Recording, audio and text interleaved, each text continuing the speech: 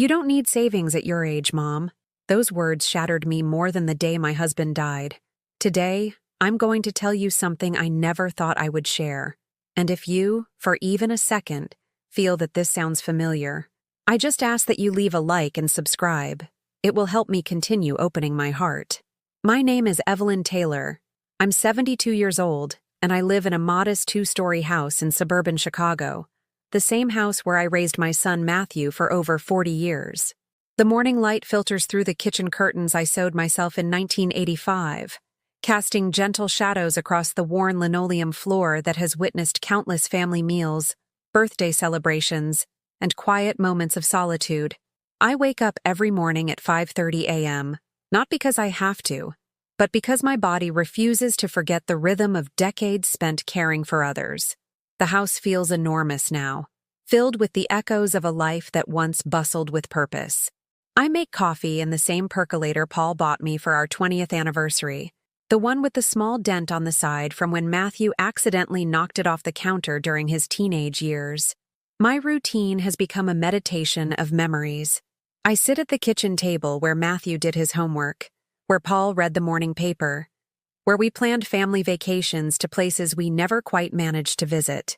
The silence isn't peaceful. It's heavy, loaded with the weight of expectations that were never met and love that was never reciprocated. The walls are covered with photographs spanning 50 years of motherhood, Matthew's first steps, his high school graduation, his college acceptance letter, his first job promotion.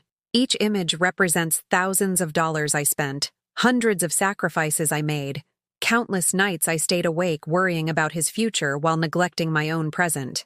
My wedding ring still sits on my finger, though Paul has been gone for 8 years now. The gold has worn thin from decades of nervous twisting during parent-teacher conferences, doctor appointments, and late-night phone calls from Matthew asking for money to cover rent, car payments, or some unexpected expense that always seemed to arise just when I thought he was finally independent. The phone call came on a Tuesday morning while I was watering the African violets Paul had given me for Mother's Day in 2003. They've bloomed faithfully every year since his death, the only living things in this house that still respond to my care with obvious gratitude. Mom, we need to talk. Matthew's voice carried that particular tone he used when discussing business matters. The same inflection he'd adopted after graduating from business school, with a degree I'd helped pay for by working double shifts at the department store where I'd been employed for 37 years. Of course, sweetheart, I replied, setting down my watering can and settling into the chair by the window where I could watch the neighbors walking their dogs and living their normal lives. What's on your mind? It's about your finances. Lauren and I have been talking, and we think it's time you considered letting me handle your accounts. You know, for peace of mind. Lauren, his wife of 3 years, a woman who'd never spoken more than 10 words to me at family gatherings, who looked at me with the polite disinterest reserved for elderly relatives whose names you can't quite remember. She had opinions about my life now, apparently. I managed just fine on my own, I said, my fingers unconsciously finding the envelope tucked beneath the phone book, the envelope containing Paul's final letter and the bank statements I'd discovered in his hidden safe, documents that revealed a fortune I'd never known existed. That's not the point, Mom. You're getting older. What if something happens? What if you have a stroke or develop dementia? What if you forget to pay bills or fall victim to some scam? We're just trying to protect you. Protect me. The phrase hung in the air like incense at a funeral, sweet-smelling but ultimately associated with endings. When had my independence become something that required protection from my own son? I appreciate your concern, but you don't need savings at your age, Mom. You should be relaxing, not stressing about investments and account management. Let me take care of everything. You've earned the right to not worry about money anymore. The words hit me like a physical blow. Not worry about money? At 72? With fixed income and rising healthcare costs? With a house that needed constant repairs and a future that stretched uncertainly ahead? How could my own child suggest that financial security was somehow inappropriate for someone my age? I thought about the $20 bills I still tucked away each month, habits formed during leaner times when every dollar mattered. I thought about the careful budgeting that allowed me to send birthday checks to Matthew's children, the grandchildren who sent thank you notes in their mother's handwriting, and visited twice a year with the enthusiasm of people fulfilling an obligation. Matthew, I began, but he was already moving forward with his plan. I've made an appointment with my financial advisor for Thursday. We can get all the paperwork sorted out then. Trust transfers, power of attorney, the whole package. It's really the responsible thing to do. Responsible. As if my 72 years of life had been an extended period of irresponsibility that required his intervention to correct. As if the woman who had balanced checkbooks before he was born, who had managed household finances through economic recessions and personal crises, who had somehow accumulated enough savings to help fund his education and support his early career, was suddenly incapable of basic financial decision-making. After I hung up the phone, I sat in my kitchen for a long time, staring at the ceramic salt and pepper shakers shaped like roosters that Paul had bought me at a roadside stand during our honeymoon. They'd survived 49 years of marriage, 8 years of widowhood, and countless kitchen reorganizations. Now they sat as witnesses to my confusion, their painted eyes seeming to observe my distress with the same patient silence I'd maintained through decades of putting everyone else's needs before my own. The afternoon sun shifted, casting different shadows across the familiar room, and I realized that something fundamental had changed in that phone conversation. For the first time in my adult life, I wasn't automatically saying yes to my son's requests. For the first time, his voice had carried something that sounded less like love and more like calculation. I retrieved Paul's letter from beneath the phone book and read it again, his careful handwriting a reminder of the man who had truly known me, who had quietly prepared for my future even while battling the cancer that would eventually claim him. "I know you'll never ask for help," he'd written, "but I want you to have choices. Choices." The word echoed in my mind as I prepared my simple dinner, as I watched the evening news, as I lay in bed listening to the house settle around me. When had I stopped believing I deserved to make my own choices about my own life? Tomorrow, I would call Matthew back. Tomorrow, I would tell him I needed time to think about his proposal. But tonight, for the first time in years, I fell asleep wondering not what I owed my family, but what I owed myself. The next morning, I found myself standing in my closet, staring at the cardboard box labeled Matthew's School Years in my own faded handwriting. Inside were report cards, permission slips, and receipts. So many receipts. Baseball equipment, piano lessons, summer camps, college application fees, graduation expenses. Each yellowed piece of paper told the story of a mother who never said no, even when yes meant eating peanut butter sandwiches for dinner, so her son could have name-brand sneakers. I pulled out a letter Matthew had written me from college, the only one he'd ever sent. "Dear Mom, thank you for the care package and the $300. I really needed it for books. Love, Matt." 16 words, for $300 that represented a week's worth of groceries. I remembered working overtime at Sears that month, standing on my feet for 10 hours a day selling other mothers the school clothes I couldn't afford for myself. The irony wasn't lost on me. Yesterday, he'd told me I didn't need savings at my age, but I'd been giving him my savings since he was 17. I walked to the kitchen and made myself remember. Really remember. When Matthew was 25, he'd called me crying. His first apartment deposit had fallen through, and he needed $2,000 immediately, or he'd lose the place. I'd cashed in a CD Paul had set aside for our retirement, money we'd been saving for the trip to Ireland we'd always talked about taking. We never did take that trip. Paul died still talking about seeing the cliffs of Moher. When Matthew was 28, he'd needed help with his wedding expenses. Not the whole wedding, just the small things he'd forgotten to budget for. The flowers, the photographer's overtime, the upgraded menu. $7,000 in small things. I'd sold Paul's vintage watch collection, pieces he'd inherited from his father and treasured for their craftsmanship. Matthew had promised to pay me back within a year. That was 6 years ago. When he was 31, there was the down payment for his house. "It's an investment, Mom," he'd explained. "Property values in this neighborhood are only going up. You'll get your money back with interest." $15,000 from my pension fund. The house was beautiful. 4 bedrooms, granite countertops, a 3-car garage. I'd been invited over exactly twice in 3 years. both times for birthday parties where I was introduced to neighbors as Matt's mom and seated at the children's table because it's easier for you to help with the little ones, right? I sat at my kitchen table and pulled out the checkbook register I'd kept meticulously for 30 years. The entries told a story of systematic depletion disguised as maternal love. Car repairs, security deposits, medical bills when his insurance lapsed, credit card payments when his spending got out of hand. Always with the promise that this was the last time, that he was learning to budget, that he just needed to get through this rough patch. The rough patches never ended. They just got more expensive. My phone rang, interrupting my archaeological dig through decades of financial sacrifice. It was Matthew again. "Hi, Mom. I've been thinking about our conversation yesterday.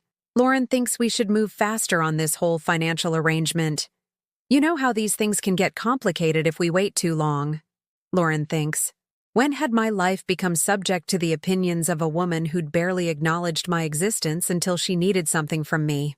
I'm still considering your proposal," I said carefully. "What's to consider? It's just paperwork.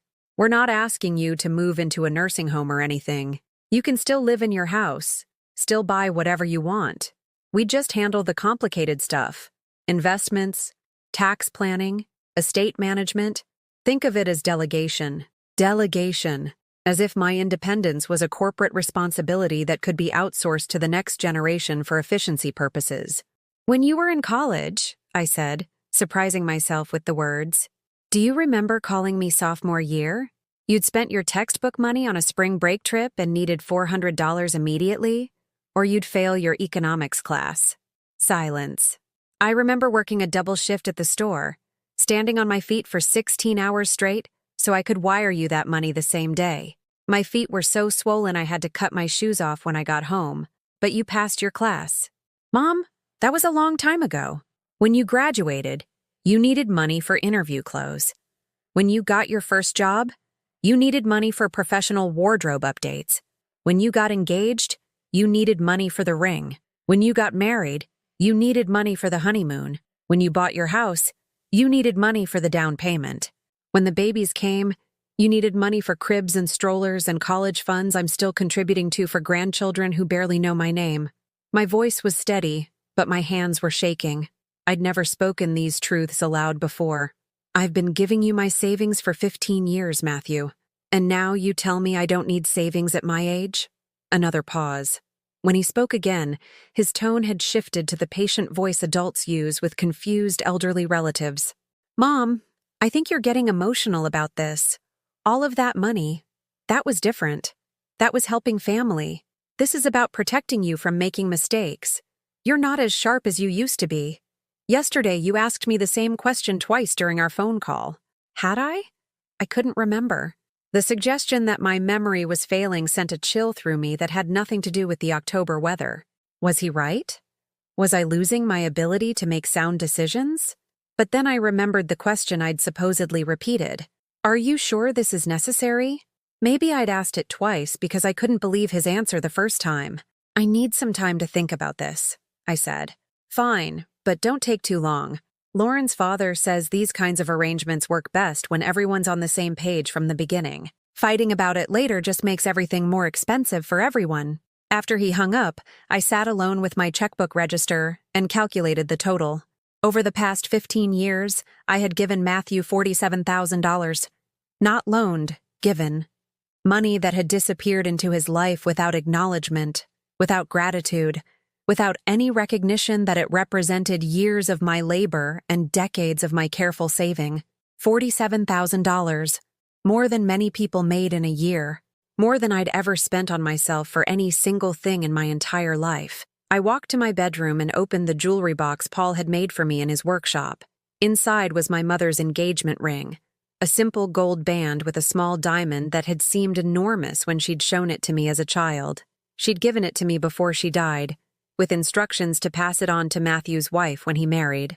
I'd offered it to Lauren before their wedding. She'd examined it with the polite interest of someone appraising costume jewelry, then explained that she and Matthew had already selected something more contemporary from Tiffany. The ring I'd treasured for 30 years wasn't suitable for her modern sensibilities. It was still in my jewelry box, still waiting to be worthy of someone's love. I closed the box and walked to the guest room where I kept Paul's things. His clothes still hung in the closet. His books still lined the shelves. His reading glasses still rested on the nightstand next to his final novel, bookmarks still marking page 247 where his journey had ended.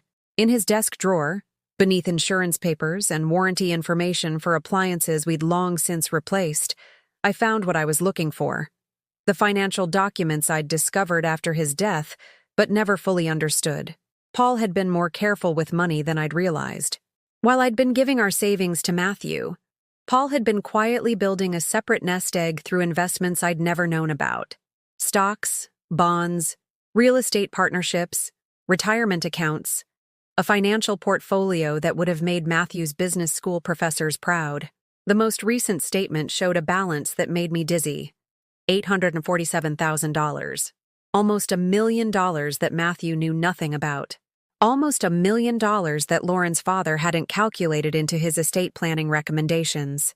Almost $1 million that represented Paul's love for me, expressed in the language he understood best. Security for my future. At the bottom of the drawer was Paul's final letter to me, the one I'd read a dozen times but never fully absorbed. Evelyn, I know you'd give everything away if someone asked nicely enough. I love that about you. But I won't let you suffer for your own kindness. This money is yours. Not ours. Yours. Promise me you'll use it to take care of yourself the way you've taken care of everyone else. Promise me you'll finally say no when you need to. Promise me you'll remember that love shouldn't cost everything you have.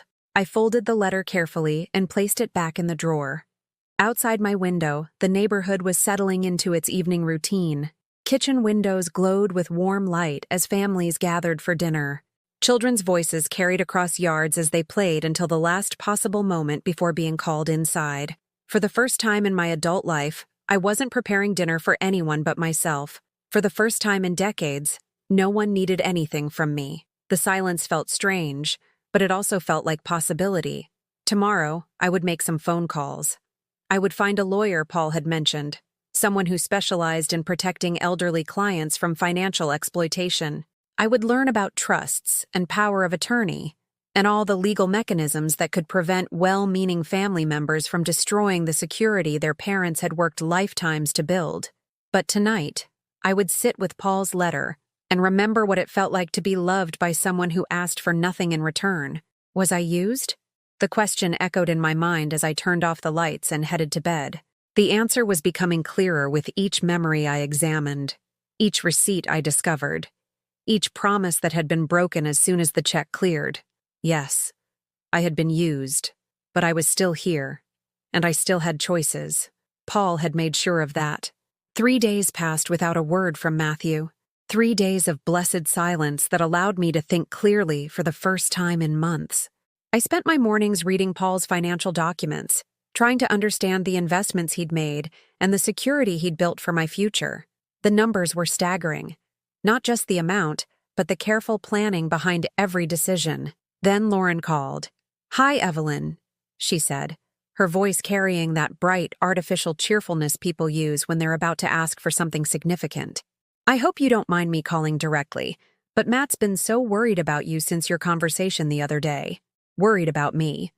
As if my reluctance to hand over my financial independence was a symptom of mental decline rather than common sense. "He's fine," I said. "We're still discussing his proposal." "Well, that's actually why I'm calling. My father, you remember Dad, he's the estate attorney. He says that waiting too long on these arrangements can create real problems. Tax implications, legal complications. He's offered to handle everything pro bono as a family favor. A family favor. From a man who'd never shown the slightest interest in my well-being until my assets became part of the equation. I think you should know," Lauren continued, "that we've already had to cover some expenses we weren't expecting. The kids' school tuition went up, and Matt's company is restructuring. Nothing serious, but money's a little tight right now." There it was. The real reason for the urgency. They needed my money, and they needed it soon. "I'm sorry to hear you're having financial difficulties," I said carefully. "Oh, we're not having difficulties," Lauren corrected quickly. We just think it makes sense to streamline everyone's finances while we're all thinking about it. Matt says you've been so generous over the years, always helping out when he needed it. We want to make sure that generosity is protected and managed properly. Protected from whom? I wanted to ask. But I already knew the answer. I'll need to think about it more, I said. There was a pause. When Lauren spoke again, her voice had lost its artificial warmth. Evelyn, I hope you understand that we're trying to help you here. Matt could just wait until later, and handle everything through inheritance procedures. But that would be so much more complicated for everyone. We thought you'd appreciate being involved in the process while you're still able to understand what's happening. While I'm still able to understand? The implication hit me like a slap. In Lauren's mind, I was already sliding toward incompetence, already becoming a burden that required management rather than a person deserving respect. I need to go, I said, and hung up before she could respond. That afternoon, I did something I hadn't done in years. I drove to Matthew's house unannounced. The neighborhood was everything mine wasn't. Manicured lawns, luxury cars in every driveway, houses that looked like magazine photos rather than homes where families actually lived. Matthew's house sat at the end of a cul-de-sac, its imposing facade suggesting success and stability that I now realized had been built partially on my financial foundation. I rang the doorbell and waited. Through the frosted glass, I could see Lauren approaching, her movements hesitant as she recognized my silhouette. Evelyn, she said, opening the door with obvious reluctance. This is unexpected. I was hoping to speak with Matthew. He's not home yet, still at the office. She glanced at her watch, a gesture that suggested my timing was inconvenient. Was there something specific? May I come in? I'd like to see my grandchildren. Lauren's hesitation was subtle, but unmistakable. They're doing homework right now. You know how it is with school nights. I could hear them in the background. 8-year-old Emma's laughter, 6-year-old James arguing about something with the passionate intensity only children can muster. Normal sounds of family life that I was apparently not welcome to interrupt. Maybe this weekend would be better, Lauren continued. We could plan something more structured. Maybe lunch somewhere. Structured, controlled, time-limited, all the things grandparent visits should never be. I brought them something, I said, holding up the small bag I'd prepared. Inside were the books I'd found in my closet, childhood favorites I'd saved from Matthew's youth, hoping someday to share them with his children. Lauren took the bag with the polite gratitude of someone accepting a donation from a well-meaning stranger. That's very thoughtful. I'll make sure they get them. She wouldn't. I knew it with sudden, crushing certainty. The books would disappear into the house, probably end up in a garage sale or donation box, dismissed as outdated children's literature that didn't meet modern educational standards. Emma loves to read, I said desperately. She might enjoy the fairy tale collections. And James, he's always been interested in adventure stories. Of course, Lauren agreed, but her smile didn't reach her eyes. Listen, Evelyn, since you're here, maybe we could talk about the other thing. Dad's prepared all the paperwork. It would really simplify everything if we could just get your signature this week. Standing on the front porch of the house I'd helped purchase, being asked to surrender my financial independence by a woman who wouldn't let me spend 5 minutes with my own grandchildren, I finally understood the true nature of our relationship. I wasn't family. I was a resource. That evening, I called the attorney Paul had mentioned in his papers, Margaret Walsh, a woman who specialized in elder law and financial protection. Her office was in downtown Chicago, in one of those solid old buildings that suggested competence and permanence. Mrs. Taylor, she said when I explained my situation over the phone, I'm glad you called. I worked with your husband on his estate planning. He was very concerned about protecting your interests. What do you mean? He suspected that your son might pressure you to sign over financial control after his death. We discussed several protective measures. Paul was very specific about wanting to shield you from financial exploitation, even from family members. The words hit me like ice water. Paul had known. He'd seen what I'd been blind to, recognized the danger I couldn't admit existed. Can you meet me tomorrow? I asked. The next morning, Margaret Walsh's office felt like a sanctuary. She was a woman in her 60s, with silver hair and keen eyes that suggested she'd heard every possible variation of family financial drama.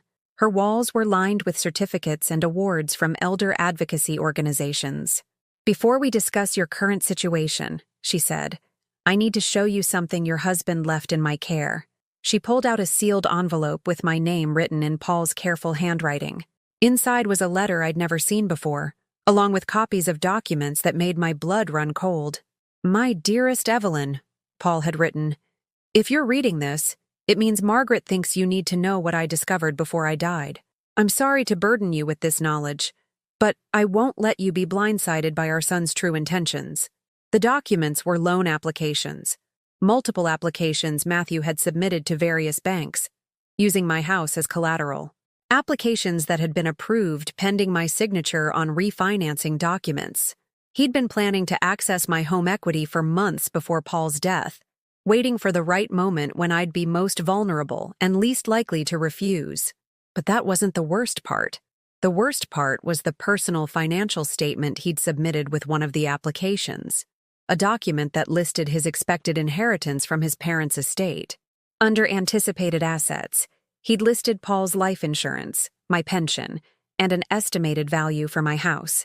He'd calculated my worth down to the dollar while Paul was still alive. I dropped the papers, my hands shaking so violently I couldn't hold them steady. Margaret reached across her desk to touch my arm. "Mrs. Taylor, I know this is devastating, but you need to understand. This kind of financial predation is more common than people realize. Adult children who view their aging parents as investment opportunities, rather than human beings deserving respect and autonomy. He's my son," I whispered. "I raised him. I gave him everything, and that's exactly what makes you vulnerable to this kind of exploitation," Margaret said gently. "Loving parents often become targets because they can't imagine that their children would deliberately harm them. But financial abuse of elderly parents has become an epidemic." She pulled out more documents, statistics, case studies, legal precedents. The numbers were staggering. Billions of dollars stolen from elderly Americans every year, most often by their own family members. Children who convinced aging parents to sign over power of attorney, then systematically drained their accounts. Adult children who manipulated elderly parents with threats of abandonment or promises of care that never materialized. "The pattern is always the same," Margaret explained. "It starts with small requests that seem reasonable, then escalates to larger financial demands justified as emergencies or investments. Finally, they push for complete financial control, often using scare tactics about the parent's mental capacity or potential for making mistakes." Every word she spoke described my relationship with Matthew with painful accuracy. "What can I do?" I asked. Margaret smiled for the first time since I'd entered her office. "Your husband was a very smart man, Mrs. Taylor. He created several protective mechanisms in his estate planning specifically to prevent this scenario. But first, we need to make sure your son hasn't already taken actions that compromise your financial security." The investigation took 3 days. 3 days of phone calls to banks, credit agencies, and investment firms. 3 days of discovering the extent of Matthew's planning. He'd already refinanced my house, with forged documents. My signature had been expertly replicated on loan papers I'd never seen, backed by income verification from a job I'd never held. The equity I'd built over 30 years of mortgage payments had been converted into a line of credit that he could access at will. Worse, he'd somehow gained access to my pension account and redirected the direct deposits to a joint account he'd opened in both our names, an account I'd never authorized, never signed for, never even knew existed. When Margaret finished explaining the full scope of his fraud, I sat in her office and cried for the first time since Paul's funeral. Not tears of grief this time, but tears of rage and betrayal so deep they seemed to come from my bones. My son had stolen from me. Systematically, methodically, legally stolen everything I'd worked my entire life to build. And he'd done it while telling me he loved me, while accepting my gifts and my sacrifices, while planning to take even more. "Mrs. Taylor," Margaret said after I'd composed myself, "I need you to understand something important. This isn't your fault.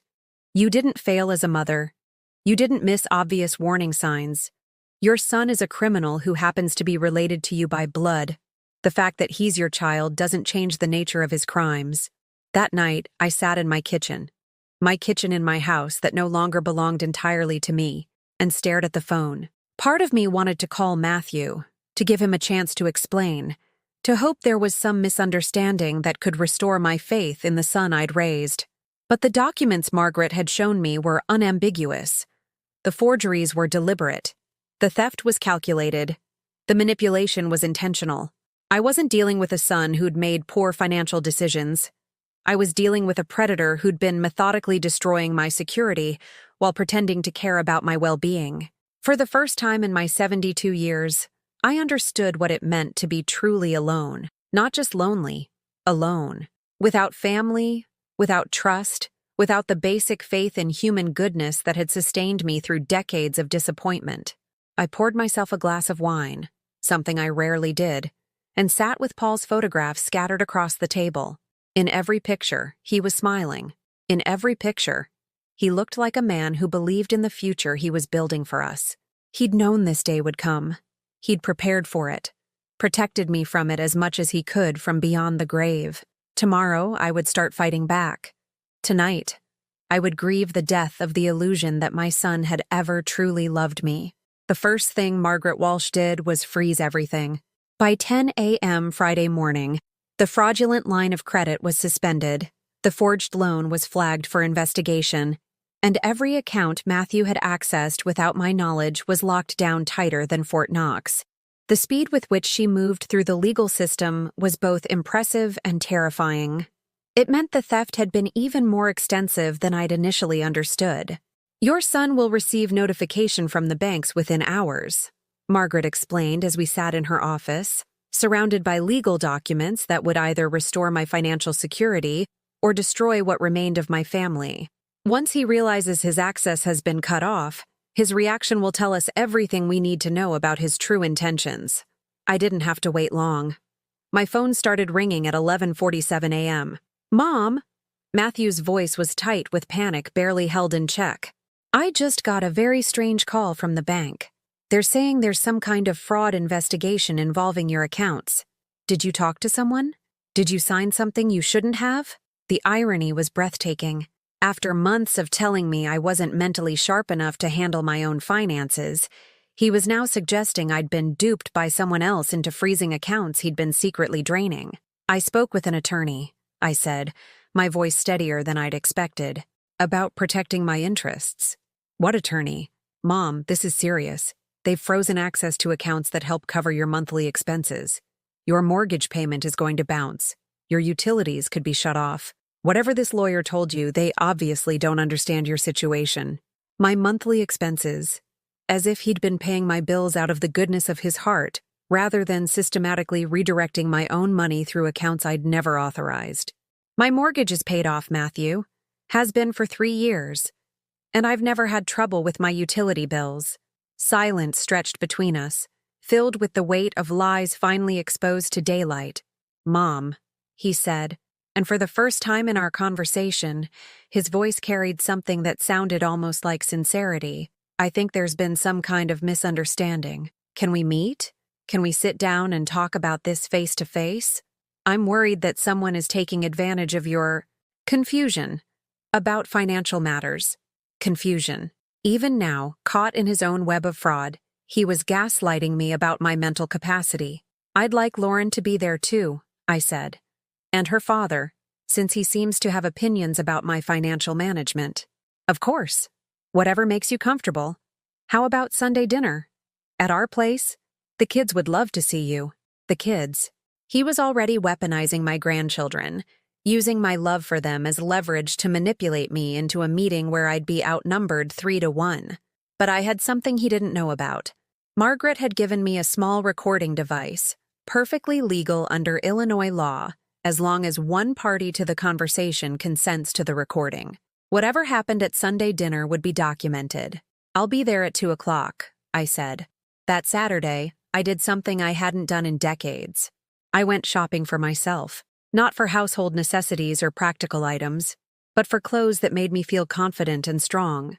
At Nordstrom, a store I'd never been able to afford before, I found a navy blue dress that fit perfectly, a matching jacket that gave me an air of authority, and shoes that were both comfortable and elegant. The salesperson, a young woman named Jessica, treated me with the kind of respect I'd forgotten I deserved. She brought me accessories, suggested colors that complemented my skin tone, and never once made me feel like I was too old or too unfashionable to matter. "You look absolutely stunning," she said as I examined myself in the three-way mirror. "This outfit says you mean business." For the first time in years, I looked in a mirror and saw someone worth taking seriously. Sunday morning, I sat in my kitchen with Paul's photograph propped against the salt and pepper shakers, practicing what I was going to say. Margaret had coached me on staying calm, sticking to facts, and not letting them derail the conversation with emotional manipulation. "Remember," she'd said, "they're going to try every tactic they can think of to regain control. Anger, tears, guilt, threats, promises, whatever they think will work. Your job is to stay focused on the central issue. They stole from you, and stealing is a crime regardless of family relationships." At 1:45 p.m., I pulled into Matthew's driveway. The house looked the same as always, imposing, expensive, perfect. But now I knew it had been purchased partially with money stolen from me, maintained with funds diverted from my accounts, and decorated with the proceeds of systematic financial abuse. Lauren answered the door wearing a smile that didn't reach her eyes. "Evelyn, you look different." Different. Not better, not nice. Different. As if the confidence my new clothes gave me was somehow inappropriate for a woman my age. "Where are Emma and James?" I asked as she led me into the living room. "Oh, they're at my mother's today. We thought it would be better if we could talk without distractions." Of course. They'd removed the children because they knew that whatever was about to happen wouldn't be suitable for young ears. The grandchildren I'd been promised I'd see were just another manipulation tactic. Matthew stood as I entered the room, and for a moment, I saw him as he really was, rather than through the filter of maternal love that had obscured my vision for so many years. He was 43 years old, successful by any conventional measure, living in a house worth more than most people would earn in a lifetime. Yet he'd systematically stolen from his elderly mother to maintain his lifestyle. Lauren's father was there too, David Hartwell, a man in his 60s with silver hair and the kind of expensive suit that whispered rather than shouted about wealth. He stood with the confident posture of someone accustomed to being the smartest person in the room. "Mrs. Taylor," he said, extending his hand with professional warmth. "David Hartwell, I'm so glad we finally have a chance to meet properly. I understand there's been some confusion about your financial arrangements." Confusion, the same word Matthew had used, as if my refusal to be robbed was a symptom of mental decline rather than common sense. "Please, sit," Lauren said, gesturing to an armchair that positioned me facing all three of them. "Can I get you something to drink? Coffee? Tea?" I accepted tea, mainly because it gave me something to do with my hands and a reason to pause before speaking. The recording device in my purse was already running. "Mom," Matthew began, settling onto the couch next to Lauren, "I want you to know how much we love you, how much we care about your well-being. That's why this whole situation is so concerning to us." "What situation is that?" I asked. David leaned forward, his expression grave. "Mrs. Taylor, someone has clearly taken advantage of your trust. The actions taken against your accounts this week, freezing assets, blocking access to funds you need for daily expenses, these are classic signs of financial exploitation targeting elderly individuals." The audacity was breathtaking. He was describing exactly what his son-in-law had been doing to me, but positioning unknown third parties as the criminals. "Matthew has been trying to protect you from exactly this kind of situation," Lauren added. "That's why he wanted to establish proper oversight of your finances, to prevent strangers from manipulating you into making decisions that aren't in your best interest." Strangers. As if Margaret Walsh, with her decades of experience protecting elderly clients, was less trustworthy than the family members who'd been systematically robbing me. "I'm curious about something," I said, pulling the legal documents Margaret had given me from my purse. "Can you explain these loan applications?" I placed the papers on the coffee table between us. Matthew's face went white as he recognized his own handwriting on forms that had used my house as collateral without my knowledge. Those are, he started, then stopped, clearly calculating how much he could safely deny. Those are loan applications submitted in your name, David said smoothly, barely glancing at the documents. Obviously fraudulent. We'll need to report them to the proper authorities immediately. They're in Matthew's handwriting, I said, with his signature, which proves that someone has been impersonating your son to access your assets, Lauren said quickly. Identity theft is a serious crime, Evelyn. Someone has clearly been watching your family, learning personal information, and using it to steal from you. The lies were so elaborate, so carefully constructed, that I almost admired their creativity. They'd created an entire narrative in which Matthew was as much a victim as I was. Both of us targeted by sophisticated criminals who'd somehow learned enough about our family to forge documents and open accounts. Show them the bank records, Matthew said to Lauren, who produced a folder I hadn't noticed before. Mom, we've been tracking suspicious activity on your accounts for months. Small withdrawals, transfers you didn't authorize, payments to companies you've never heard of. She spread out bank statements that I'd never seen before, from accounts I'd never opened, showing exactly the kind of fraudulent activity they were describing. The documents looked official, complete with bank logos and account numbers. For a moment, doubt crept into my mind. Had I been wrong? Had Margaret Walsh misunderstood the situation? Were there really criminals out there who'd been stealing from both Matthew and me? Then I noticed something that made my blood run cold. The fraudulent account statements were dated from the future. Transactions that supposedly occurred next month, withdrawals that hadn't happened yet. They'd been created on a computer, probably in the last few days, as props for this performance. They'd prepared fake evidence to gaslight me into believing I was the victim of strangers rather than my own family. These documents, I said, pointing to the dates, show transactions from November. It's still October. The silence that followed was deafening. David cleared his throat, Lauren busied herself collecting the papers, and Matthew stared at his hands. That's obviously a printing error, David said finally. These things happen with computer systems. All of them? Every single statement has transactions dated weeks into the future? I stood up, no longer willing to sit in the position of someone being lectured by people who thought I was too stupid to read a calendar.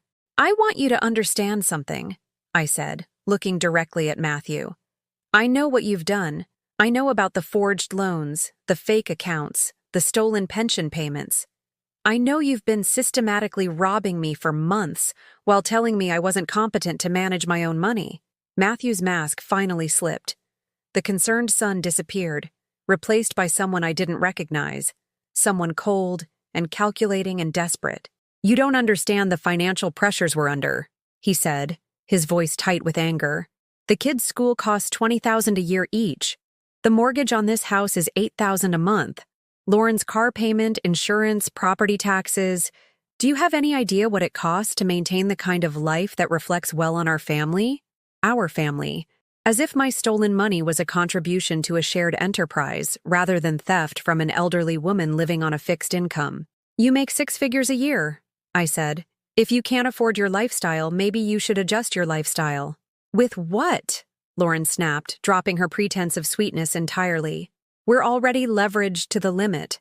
The house, the cars, the kids' education, everything is financed based on expected income, including the inheritance we'll eventually receive from you. Eventually. As if they were waiting for me to die so they could finish what they'd started. But you couldn't wait for me to die naturally, I said. You needed the money now, so you decided to take it while I was still alive to sign the papers.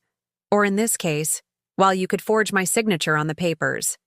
It's not theft if it's going to be ours anyway, Matthew said, standing up to face me. All we did was accelerate the timeline. The money was always going to end up with us. We just needed access to it sooner rather than later. There it was. The truth, finally spoken aloud. In Matthew's mind, my money already belonged to him. My existence was just an inconvenient delay in his access to funds he considered rightfully his. Get out, Lauren said suddenly. Get out of my house right now.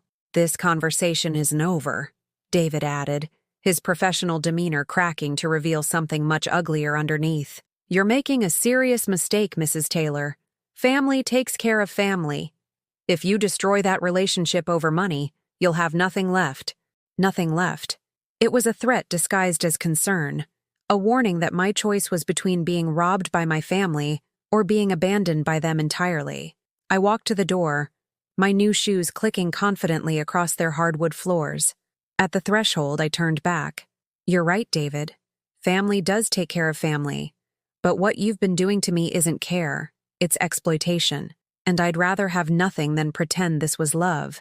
As I drove home, I realized something had fundamentally changed during that confrontation. For the first time in my adult life, I wasn't afraid of my son's anger. I wasn't desperate for his approval. I wasn't willing to sacrifice my dignity for the illusion of family harmony. Margaret had been right. The hardest part wasn't protecting my money. It was protecting myself from people who'd trained me to believe I didn't deserve protection. But as I pulled into my driveway and saw the familiar outline of my little house against the evening sky, I felt something I hadn't experienced in decades. I felt free.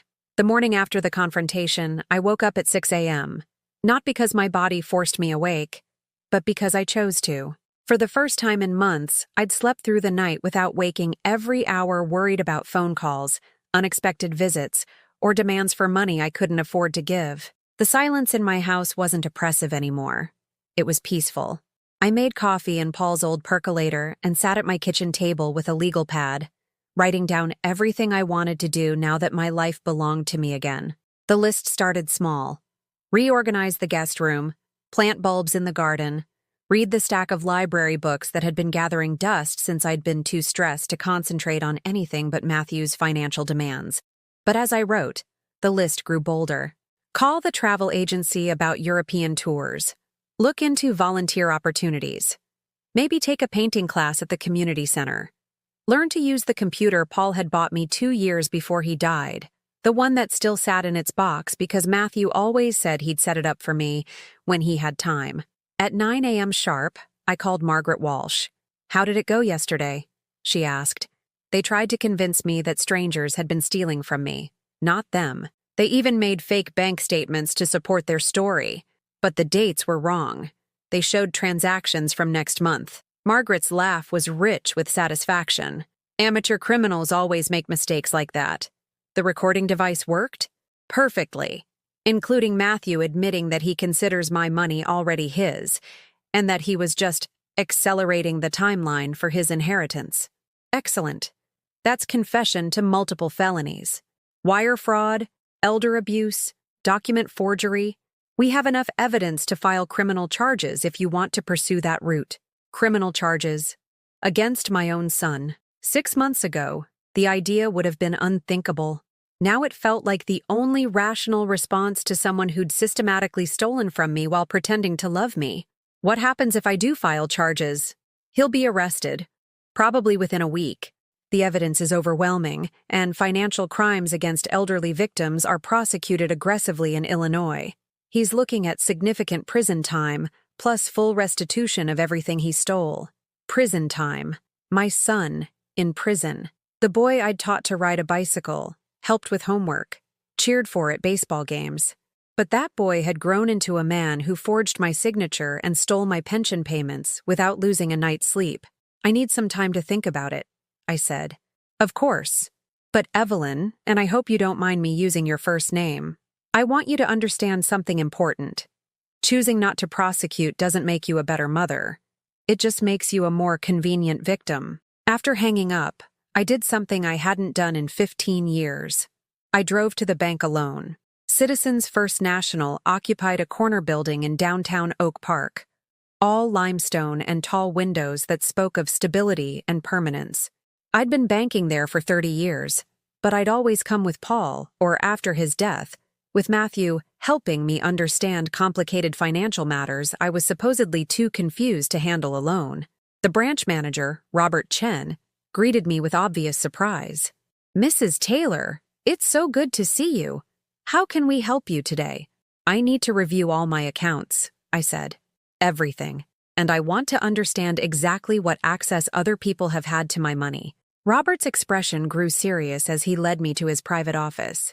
The investigation that followed took 3 hours and revealed the full scope of Matthew's financial manipulation. Beyond the forged loans and unauthorized accounts, he'd been systematically redirecting my automatic payments, changing my mailing address on certain statements so I wouldn't see the activity, and even using my credit rating to secure loans I'd never heard of. Mrs. Taylor, Robert said when we'd finished reviewing the documents. I have to tell you, this is one of the most sophisticated cases of family financial abuse I've seen. Your son clearly planned this for months, possibly years. How much did he steal? Robert consulted his computer screen, his expression grim. Based on unauthorized withdrawals, redirected payments, and fraudulent loans, approximately $97,000 over the past 18 months. $97,000. Almost $100,000. More than I'd made in 3 years at the department store. More than many families had in their entire savings accounts. But here's what I find interesting, Robert continued. Throughout this entire period, your core investment accounts, the ones your husband set up through our wealth management division, were never touched. It's as if your son didn't know they existed. Paul's hidden accounts. The ones he'd protected with layers of legal barriers that required my physical presence and identification to access. He'd known this day would come, and had built a financial fortress around our real assets while leaving the more visible accounts vulnerable enough to satisfy Matthew's greed without destroying my future. I want to close all the accounts he had access to, I said, and I want to transfer everything to new accounts with different numbers, different access codes, different everything. Absolutely. We can have that done by close of business today. As Robert processed the transfers, I felt something shift inside me. A sensation like a door closing on one part of my life and another door opening to possibilities I'd forgotten existed. For the first time since Paul's death, I had complete control over my financial life. No one else had access. No one else had input. No one else could make decisions about money I'd earned and saved. That afternoon, I did something that would have been impossible a week earlier. I went shopping without checking my bank balance first. At Target, I bought new sheets. Not because the old ones were worn out, but because I wanted my bedroom to feel fresh and new. I bought a flowering plant for the kitchen window, a novel that had been on the bestseller list for months, and a bottle of wine that cost more than my usual budget would have allowed. At the checkout counter, the young cashier, a girl about Emma's age with pink streaks in her hair and multiple ear piercings, smiled as she rang up my purchases. "These sheets are so pretty," she said, holding up the sage green cotton set I'd chosen. "My mom has the same ones.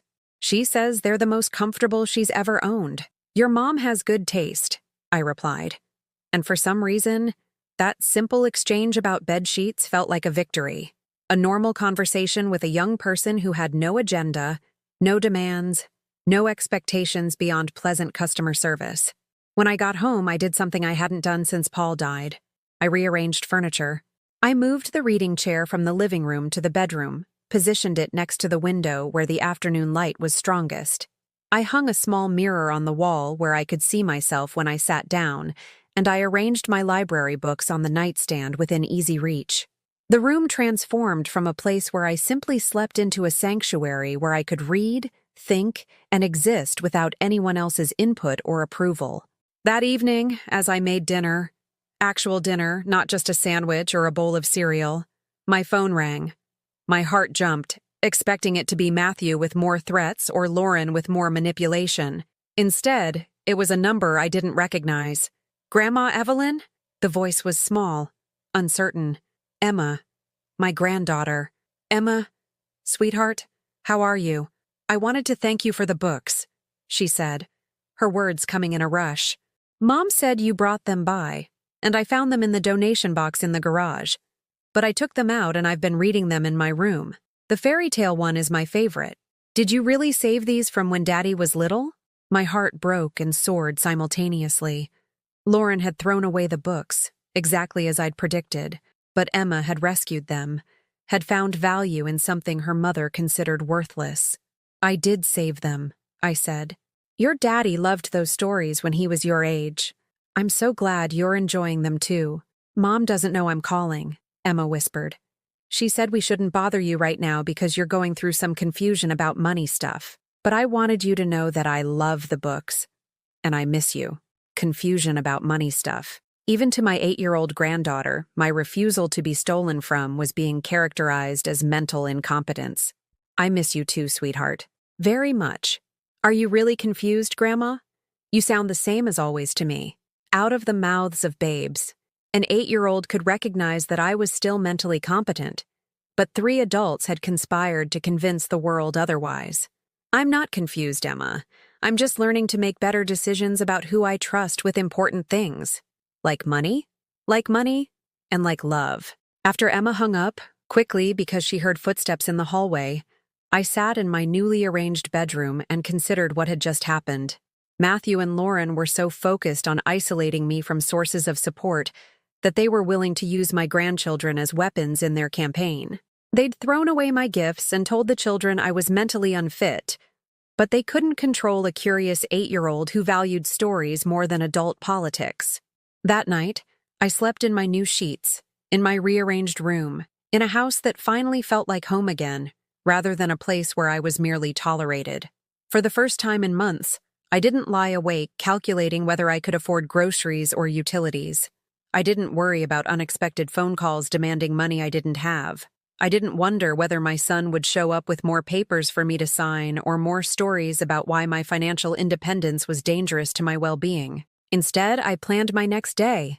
Coffee at sunrise, maybe some gardening if the weather held, a trip to the library to return books and find new ones, lunch at the cafe downtown where I'd never eaten because Matthew always said it was too expensive for someone on a fixed income, despite the fact that my fixed income was now securely mine again. Most importantly, I would call Margaret Walsh and schedule another meeting, not to discuss legal strategies or protection mechanisms, but to talk about something I'd never had the luxury of considering before, what I wanted to do with the rest of my life now that it belonged to me again. As I drifted off to sleep, I thought about Paul's letter, his promise that this money would give me choices. For 47 years of marriage, I'd made choices based on what was best for my family. For 8 years of widowhood, I'd made choices based on what my son told me was appropriate for someone my age. Now, for the first time in my adult life, I could make choices based on what I wanted. The freedom was terrifying and exhilarating in equal measure. Like standing at the edge of a cliff, unsure whether the drop would destroy me or teach me how to fly. Tomorrow, I would find out. But tonight, I slept like someone who had nothing left to fear. 3 weeks passed in blissful silence. 3 weeks of waking up when I chose to, eating what I wanted to eat, and spending my days rediscovering who I was when I wasn't constantly managing other people's crises. I'd started the painting class at the community center, learned to navigate the internet on Paul's computer, and even booked a consultation with a travel agent about Mediterranean cruises. Then Matthew escalated. It started with the letters. Official-looking envelopes from law firms I'd never heard of, demanding meetings about urgent family financial matters, and threatening legal action if I didn't respond within 10 days. Margaret Walsh laughed when I showed them to her. "Intimidation tactics," she said, examining the letterhead with professional amusement. "These aren't real law firms. Your son printed these on his computer. Probably found the templates online. See how the address is just a P.O. box? And this phone number goes straight to voicemail." But Matthew wasn't finished. The next week brought visits from people claiming to be social workers, concerned neighbors, and even a man who said he was from Adult Protective Services, investigating reports that I was being financially exploited by unscrupulous lawyers. Each visit followed the same script. I seemed confused. I was making poor decisions. My family was worried about my mental state. "Mrs. Taylor," said the fake social worker, a thin woman in a cheap pantsuit who kept checking her phone while she talked, "your son is very concerned about recent changes in your behavior, isolating yourself from family, making impulsive financial decisions, trusting strangers instead of the people who love you. These can be early signs of cognitive decline." I invited her in for tea and spent an hour calmly discussing current events, reciting poetry I'd memorized in college, and demonstrating my ability to balance my checkbook down to the penny. By the time she left, her confidence in whatever story Matthew had told her was clearly shaken. but the harassment was taking its toll. I found myself checking the locks twice before bed, screening every phone call, and hesitating to leave the house in case more concerned parties showed up while I was away. Matthew had turned my newfound freedom into a different kind of prison, one built from paranoia and the constant need to prove my competence to strangers. That's when Margaret suggested the nuclear option. "It's time to call a family meeting," she said during our Friday appointment. "All of them together, with witnesses present. No more games, no more lies, no more manipulation. You're going to confront them with everything we know, give them one chance to apologize and make restitution. And if they refuse, we file criminal charges immediately." The meeting was scheduled for the following Tuesday at 2 p.m. in Margaret's conference room. I sent formal invitations to Matthew, Lauren, and David Hartwell, stating that my attorney would be present to discuss resolution of ongoing financial disputes. The tone was businesslike, professional, the language of someone who meant business rather than someone begging for family harmony. Margaret's office building was impressive without being intimidating. Marble lobby, helpful security staff, the kind of place where serious people handled serious matters. I arrived early, wearing the navy dress I'd bought for our last confrontation, but this time I felt different, calmer, more certain of my ground. "Remember," Margaret said as we reviewed our strategy one final time, "you don't need to convince them they're wrong. You don't need their approval or understanding. You just need to clearly state your terms and give them a choice. Immediate full restitution and no further contact regarding your finances or criminal prosecution. That's it." They arrived exactly on time, which told me they were taking this meeting more seriously than our previous confrontations. Matthew wore his most expensive suit, the one he'd bought for job interviews with investment firms.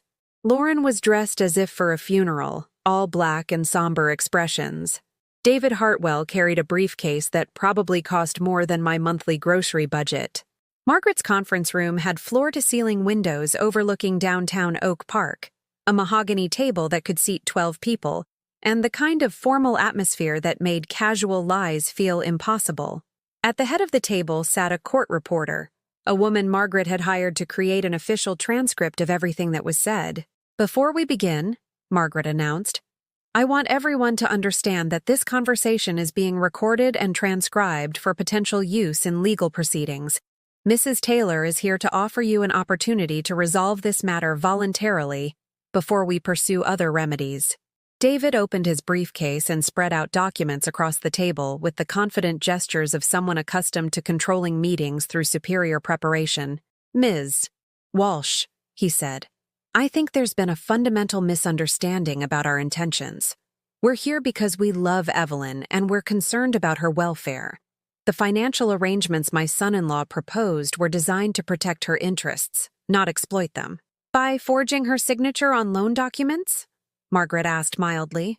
"We never forged anything," Lauren said quickly. "Mom signed those papers herself. If she doesn't remember signing them, that's exactly why we're worried about her mental state."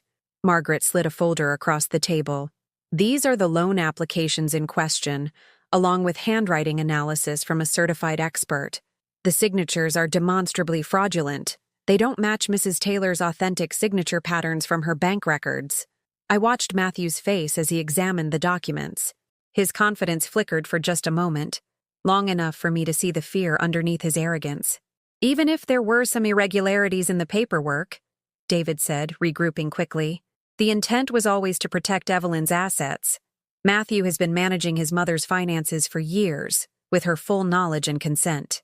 "Actually," I said, speaking for the first time since the meeting began, "I never gave Matthew permission to manage my finances. I was never told about most of these accounts. I never signed most of these documents. And I certainly never authorized him to redirect my pension payments to accounts I didn't know existed." The court reporter's fingers moved steadily across her stenotype machine, creating a permanent record of every word. "Mom," Matthew said, and for the first time in our relationship, his voice carried a note of desperation that made him sound like the little boy who'd cried when he broke his bicycle. "I know you're angry, but you have to understand. We were trying to help. The financial world is complicated, Investment strategies, tax implications, estate planning. These aren't things you should have to worry about at your age. At my age. Still, after everything, he was infantilizing me. I'm 72 years old, I said. Not 92. I have all my mental faculties. I've been managing money longer than you've been alive. What I don't have is patience for people who steal from me while pretending it's for my own good. We never stole anything. Lauren's voice rose to nearly a shout. Everything we did was to preserve family wealth, to make sure it didn't get wasted on nursing home costs or medical bills or God knows what else. We were protecting your legacy. My legacy? I stood up, feeling the weight of 7 decades of accumulated wisdom and experience. My legacy isn't money you can steal while I'm alive. My legacy is the values I tried to teach my son. Honesty, respect, taking care of people without exploiting them. I opened my purse and placed a thick folder on the conference table. This is every check I've written to Matthew over the past 15 years. Every loan I made that was never repaid. Every emergency I helped with. Every crisis I solved with my money. $47,000 in gifts, plus the $97,000 you stole through forged documents and unauthorized account access. The room fell silent, except for the sound of the court reporter's machine. $144,000, I continued. More than most people make in 3 years. All gone, with nothing to show for it except a son who thinks I'm too incompetent to manage my own affairs. David cleared his throat, clearly trying to regain control of a situation that was spiraling away from him. Mrs. Taylor, even if we accept your version of events, families don't typically prosecute each other over financial disagreements. These matters are usually resolved through civil mediation, not criminal proceedings. Financial disagreements? Margaret's voice could have cut glass. Mr. Hartwell, your son-in-law committed wire fraud, forgery, and elder abuse. These aren't family squabbles. They're felonies. What do you want from us? Matthew asked, the question barely a whisper. I'd been waiting for those words for months. Not because I wanted to punish him, but because I needed to know he understood the gravity of what he'd done. I want full restitution of the $97,000 you stole, I said. I want written agreements that you will never again attempt to access my financial accounts or claim authority over my money. And I want you to understand that the $47,000 I gave you voluntarily over the years was a gift from a mother who loved her son, a gift you squandered by deciding I was stupid enough to steal from. We don't have $97,000, Lauren said, her voice small and defeated. Then you'll get it, I replied. Sell the cars, downsize the house, take out loans. I don't care how you do it. You figured out how to steal that much from me. You can figure out how to pay it back. And if we refuse? David asked. Margaret smiled, and it wasn't a pleasant expression. Then Mrs. Taylor files criminal charges tomorrow morning. Your son-in-law gets arrested for elder abuse, wire fraud, and forgery.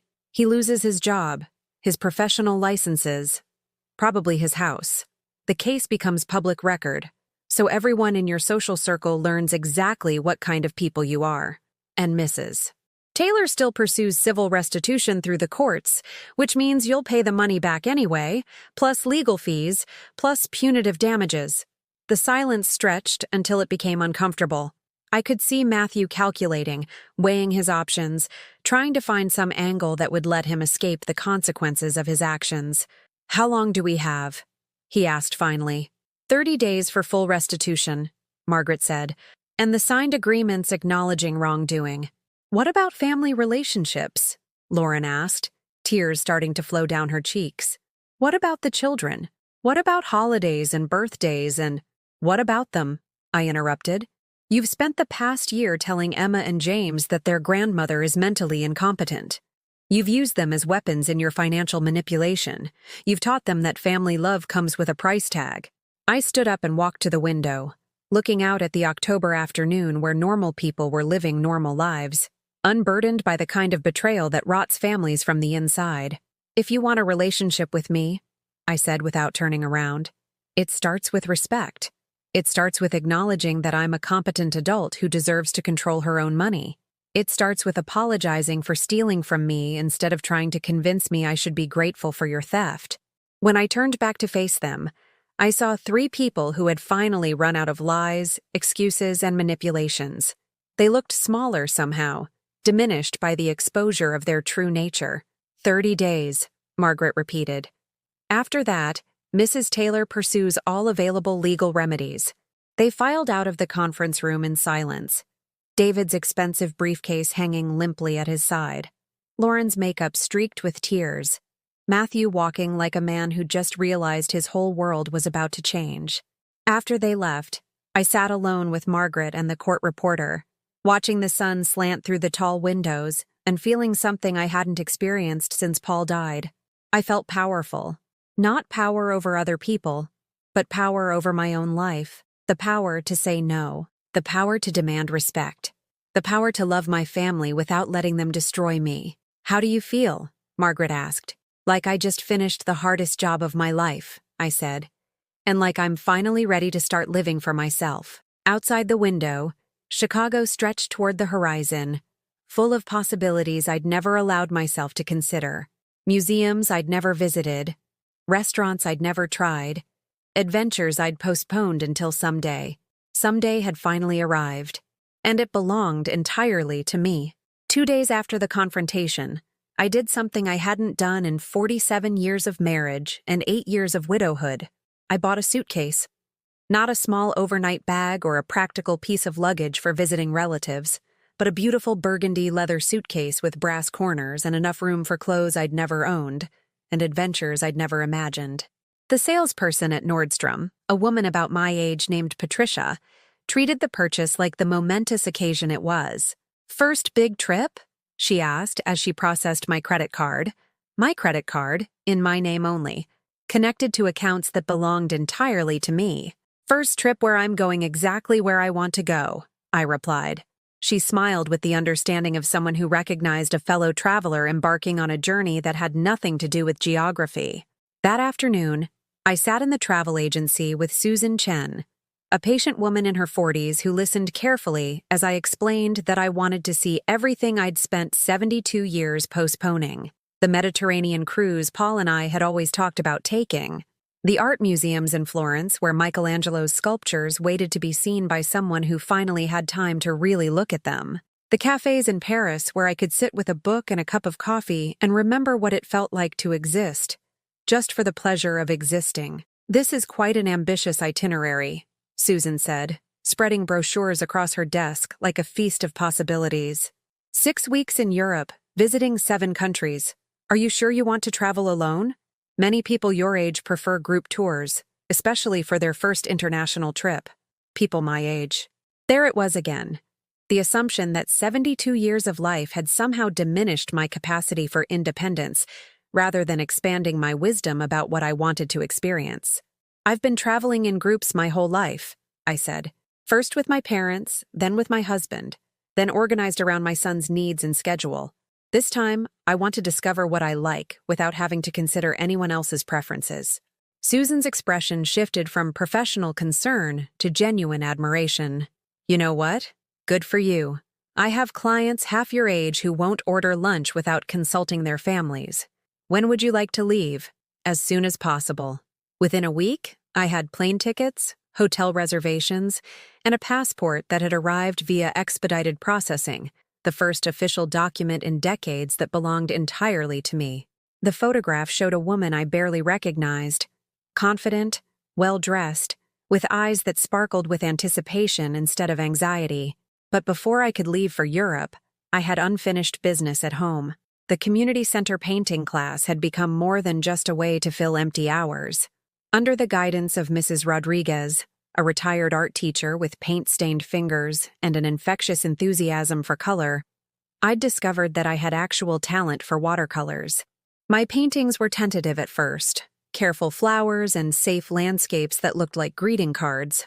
But as the weeks passed, they became bolder, more expressive, more authentically mine. "Evelyn," Mrs. Rodriguez said during our last class before my departure, "you should consider applying to the advanced workshop in the spring.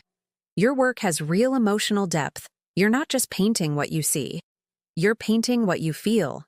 What I felt. For the first time in my adult life, Someone was interested in my emotions as something worthy of artistic expression, rather than inconvenient obstacles to other people's plans. I framed my favorite painting, a seascape with churning blue-gray waves and a sky full of storm clouds that somehow managed to look hopeful rather than threatening, and hung it in my bedroom where I could see it every morning when I woke up. It reminded me that beauty could emerge from turbulence, that storms didn't have to be endings. The week before my departure, Emma called again. "Grandma? Mom doesn't know I'm calling, but I wanted to ask you something." "What is it, sweetheart? Are you really going to Europe by yourself? Mom told Daddy you were being reckless, that something bad might happen to you, but I think it sounds amazing. I want to travel by myself someday, too." My heart swelled with pride for this 8-year-old girl who understood adventure while her parents saw only risk. "I am going to Europe by myself," I confirmed. "And when you're older, if you want to travel, I hope you'll call me. Maybe we can plan a trip together." "Really? You'd want to travel with me?" "Emma, I would love nothing more than to show you the world someday. But you'll have to promise me something." "What?" "Promise me you'll never let anyone convince you that you're too young or too old or too anything to go after what you want. Promise me you'll remember that your dreams matter just as much as everyone else's." "I promise, Grandma." After we hung up, I sat in my kitchen and wrote Emma a letter. A real letter, handwritten on the good stationery I'd been saving for special occasions that never seemed to come. I told her about the books I'd loved at her age, the dreams I'd had when I was young, and the importance of believing in herself even when other people didn't believe in her. I tucked the letter into one of Paul's old books, The Secret Garden, and wrapped it carefully for her to find someday when she was old enough to understand that some gifts are more valuable than money. 3 days before my flight, Margaret called with news. "They're going to pay," she said, her voice carrying obvious satisfaction. "Full restitution, plus they've signed agreements acknowledging wrongdoing and promising no future interference with your finances. Matthew liquidated his retirement account and Lauren sold her car. David Hartwell covered the remainder from his own funds. Apparently he realized that criminal charges against his son-in-law would damage his legal practice. The money would be transferred back to my accounts within 48 hours. Justice, it turned out, had a surprisingly quick turnaround time when backed by competent legal representation and irrefutable evidence. "How do you feel?" Margaret asked. "Relieved," I said, "but not vindicated. I don't think I'll ever understand how my own son convinced himself that stealing from me was an act of love. Some people confuse taking care of themselves with taking care of others," Margaret replied. "Matthew probably genuinely believed he was helping you by removing financial decisions from your life. The fact that those decisions happened to benefit him financially was just a happy coincidence in his mind. And now? Now he has to live with the knowledge that his elderly mother was stronger and smarter than he gave her credit for. Sometimes the best revenge is simply refusing to be the victim people expect you to be." On my last night in Chicago before the trip, I did something that would have been impossible a month earlier. I cooked myself a celebration dinner. Not a simple meal or a quick sandwich, but an actual feast. Salmon with herbs from my garden, roasted vegetables, a bottle of wine that cost more than I used to spend on groceries in a week. I set the table with my good china, lit candles, and dined alone without feeling lonely. As I ate, I raised a glass to Paul's photograph on the mantel. "Thank you," I said aloud, feeling only slightly foolish for talking to a picture, "for protecting me when you couldn't be here to do it in person, for believing I was strong enough to handle the truth, for giving me choices when I thought I had none left." The house felt different as I prepared for 6 weeks away. Instead of worrying about break-ins or maintenance issues, I felt excited about returning to see it with fresh eyes. I'd hired Mrs. Patterson from next door to water my plants and collect my mail, and I'd given her strict instructions to call the police if anyone claiming to be family showed up demanding access.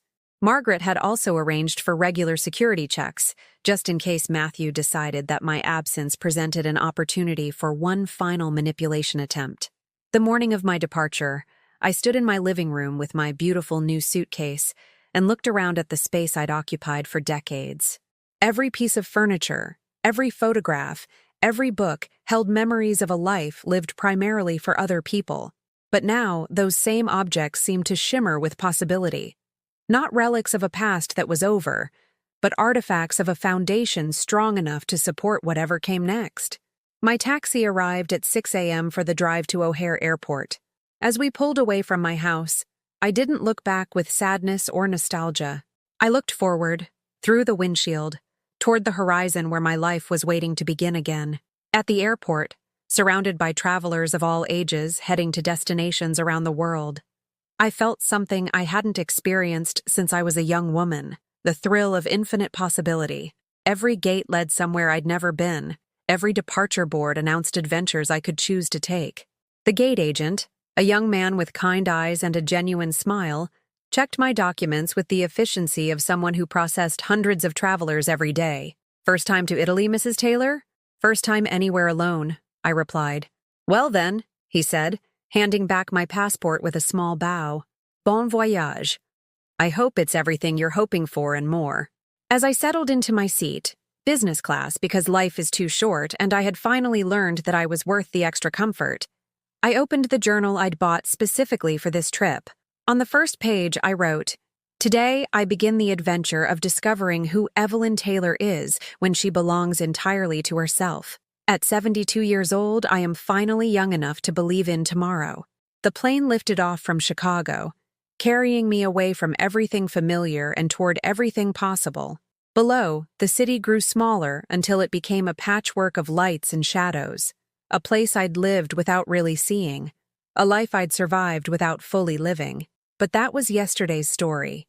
Today's story was just beginning, and for the first time in my life, I was the only author. 6 months later, I'm sitting in a cafe in Provence, France, writing in the journal that has become my most treasured possession. The morning sun filters through grapevines that have been growing here longer than I've been alive, and the coffee tastes like possibility itself.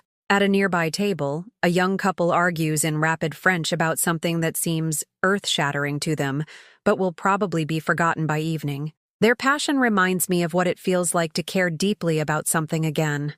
The trip that began as 6 weeks of European exploration has stretched into 6 months of discovering who I am when nobody else's needs take precedence over my own curiosity. I've stood in the Sistine Chapel and wept at Michelangelo's ceiling. I've walked the streets of Paris at dawn when the city belongs to shopkeepers and street sweepers and early rising dreamers. I've learned enough Italian to order meals, enough French to ask for directions, and enough Spanish to bargain in Barcelona's markets.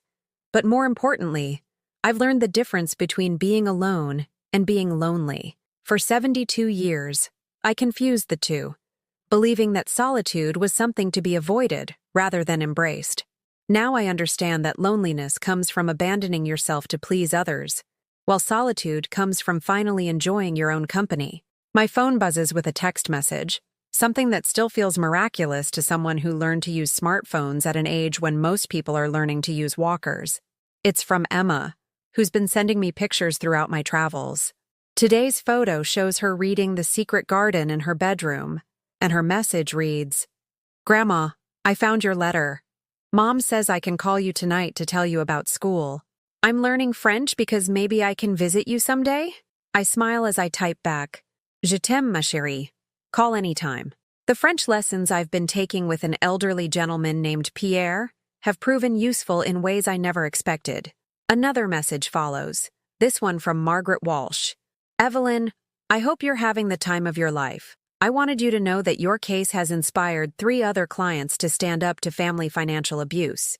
You've started something important here." Something important. At 72, I've finally done something that matters beyond my immediate family's demands and expectations. The thought fills me with a warmth that has nothing to do with the Mediterranean sunshine. But not all the news from home has been positive. Through Margaret, I learned that Matthew and Lauren's marriage didn't survive the financial stress of restitution payments and the legal consequences of their fraud. Lauren moved back to her parents' house with the children, while Matthew was forced to declare bankruptcy and take a job with a firm that specializes in handling white-collar criminals, an irony that would be funny if it weren't so tragic. He sent me one letter during my travels, forwarded through Margaret's office. It was 2 pages of justifications, explanations, and carefully crafted apologies that managed to acknowledge wrongdoing while still suggesting that my refusal to be victimized had somehow destroyed our family. He ended by asking if we could find a way forward that honors our relationship. I never responded. Some relationships can't be honored because they were never based on honor to begin with. Some bridges burn themselves down through the sheer heat of accumulated betrayal, and trying to rebuild them only gives the fire more fuel to consume. Instead, I wrote him a letter I never sent.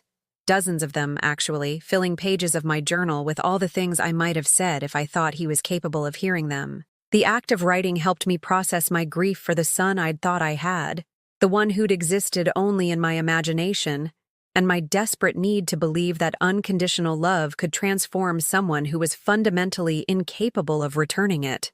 The hardest realization wasn't that Matthew had stolen from me. It was that he'd never actually loved me at all. Not as a person, anyway. He'd loved what I could provide, the security I represented, the financial safety net I offered without conditions or complaints. When I stopped being useful to him, I stopped being worth his consideration. But that realization, painful as it was, also became liberating. I stopped grieving for a relationship that had never truly existed and started celebrating the relationships that had proven genuine. Mrs. Rodriguez from the painting class sends me photographs of my artwork displayed in the community center's annual exhibition. My stormy seascape won second place in the amateur division, and 3 people have inquired about purchasing prints.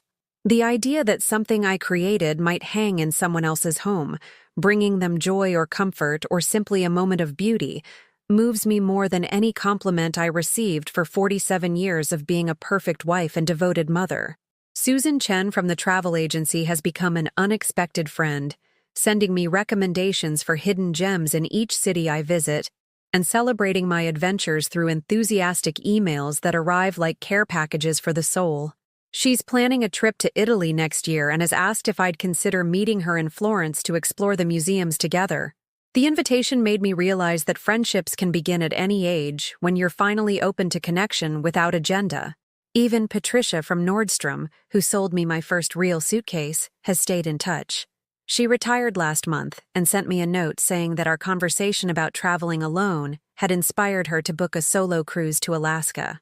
"If you can reinvent yourself at 72, she wrote, "I can certainly manage it at 65. As autumn approaches in Provence, I find myself thinking about returning to Chicago. Not because I miss the old life, but because I'm curious about how it will feel to live in familiar surroundings with my new understanding of who I am and what I deserve. The house will look the same, but I'll see it through different eyes. The neighborhood will be unchanged, but I'll walk through it as someone who knows she has choices." Margaret has been handling the sale of some of Paul's investments, converting assets I never used into cash I can enjoy. The irony isn't lost on me. Paul protected my financial security so thoroughly that I have more money available now than I ever did when I was married to him. His conservative investment strategies, designed to preserve wealth for my old age, have made it possible for me to live more freely in my 70s than I ever did in my 20s. Yesterday, I received an invitation that would have terrified me 6 months ago and thrills me today. A woman named Catherine Morrison, who heard about my story through Margaret's professional network, has asked if I'd consider speaking at a conference for elderly women about financial self-protection. The idea of standing in front of strangers and sharing the most humiliating chapter of my life should feel impossible. Instead, it feels like purpose. If my story can help one woman recognize the warning signs of financial manipulation, if it can give one person the courage to say no to family members who disguise exploitation as love, then every moment of pain and confusion will have served a greater purpose than simply financing my son's lifestyle. The conference is scheduled for December in Chicago. By then, I'll be ready to come home, not as the woman who left, broken and betrayed, but as someone who discovered that the worst thing that ever happened to her was also the doorway to the best thing. This morning, as I walked through the farmer's market in this tiny French village, I bought vegetables for tonight's dinner and flowers for my hotel room simply because they were beautiful and I wanted them. The vendor, an elderly man with hands permanently stained by soil and decades of honest work, smiled as he wrapped my purchases. "Vous êtes en vacances?" he asked. "Are you on vacation?" "Non," I replied, surprising myself with the certainty in my voice. "Je vis ma vie. I'm living my life." He nodded with the understanding of someone who recognized the difference between existing and truly living. C'est bien, he said. That's good. That evening, as I prepare my simple dinner in the small kitchen of the apartment I've rented for the month, I think about the letter I'll write to Emma tonight. I want to tell her about the courage it takes to start over, about the difference between being loved and being needed, about the importance of saving money not just for security, but for freedom. Most importantly, I want to tell her that it's never too late to choose yourself, that at 8 or 18 or 80, you always have the right to demand respect from people who claim to love you. That family bonds based on exploitation aren't bonds at all. They're chains disguised as love letters. As the sun sets over the vineyards, painting the sky in shades of rose and gold that no photograph could capture, I pour myself a glass of local wine and toast the woman I've become, not despite the betrayal and theft, but because of it. Sometimes the worst things that happen to us become the catalysts for the best things we do for ourselves. I'm 72 years old, and I'm finally just getting started. Tomorrow, I'll pack my beautiful burgundy suitcase and move on to the next adventure. Maybe Tuscany, maybe the French Riviera, maybe somewhere I haven't even imagined yet. The world is full of places I haven't seen and experiences I haven't had, and people I haven't met who might become friends or teachers or simply pleasant strangers who share a moment of human connection.